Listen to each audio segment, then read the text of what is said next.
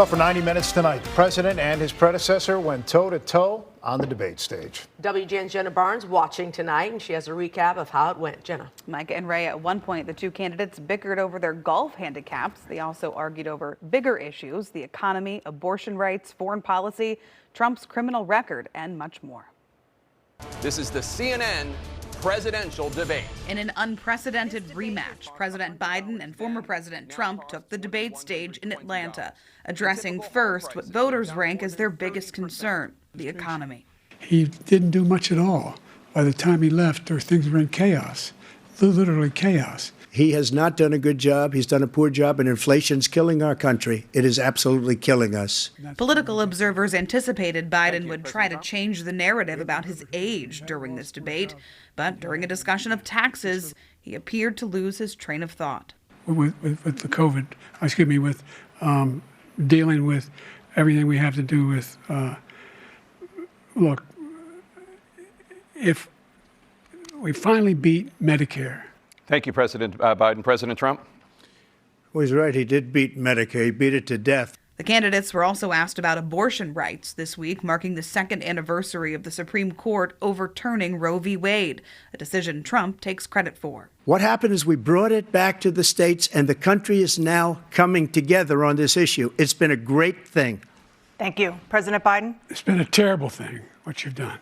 The jabs between the candidates continuing over foreign policy and immigration. They're killing our people in New York, in California, in every state in the union, because we don't have borders anymore. Every state is now a border. Every single thing he said is a lie. There are 40% fewer people coming across the border illegally. That's better than when he left office. And I'm going to continue to move until we get the total ban on the total initiative relative to what we can do with more Border Patrol and more asylum officers. President Trump? I really don't know what he said at the end of that sentence. I don't think he knows what he said either. Democracy, also a big topic, as were Trump's 34 felony convictions for falsifying business records. The only person on this stage is a convicted felon is the man I'm looking at right now. He could be a convicted felon as soon as he gets out of office. Joe could be a convicted felon with all of the things that he's done. He's done horrible things. The idea that I did anything wrong relative to what you're talking about is outrageous. It's simply a lie, number one.